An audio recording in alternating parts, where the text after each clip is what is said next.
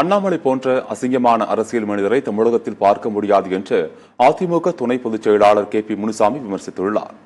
கிருஷ்ணகிரி தொகுதியில் அதிமுக சார்பில் போட்டியிடும் வேட்பாளர் ஜெயபிரகாசை ஆதரித்து வேமனப்பள்ளி சட்டமன்ற தொகுதிக்கு உட்பட்ட பகுதியில் கே பி முனுசாமி வாக்கு சேகரித்தார்.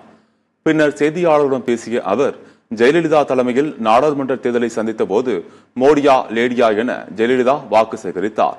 இப்போது மோடியை எவ்வளவு தூரத்தில் ஜெயலலிதா வைத்திருக்கிறார் என்பது அனைவருக்கும் தெரியும் என்று கூறிய கே பி முனுசாமி, அப்படிப்பட்ட மோடியை டிடிவி தினகரன் சந்தர்ப்பவாதத்துக்காக தன்னை பாதுகாத்துக் கொள்ள மோடியுடன் கூட்டணி வைத்துக் கொண்டு மோடியை ஜெயலலிதாவுடன் ஒப்பிட்டு நாடகம் நடத்துகிறார் என்று தெரிவித்தார்.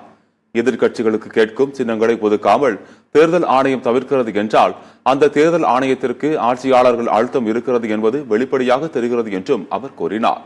நாடு முழுவதும் பாஜகவினர் கற்பனை உலகத்தில் மிதந்து கொண்டிருக்கிறார்கள் என்றும் கள்ள கூட்டணி என்பது திமுகவுக்கும் பாஜகவுக்கும் தான் உள்ளது எனவும் தெரிவித்தார்.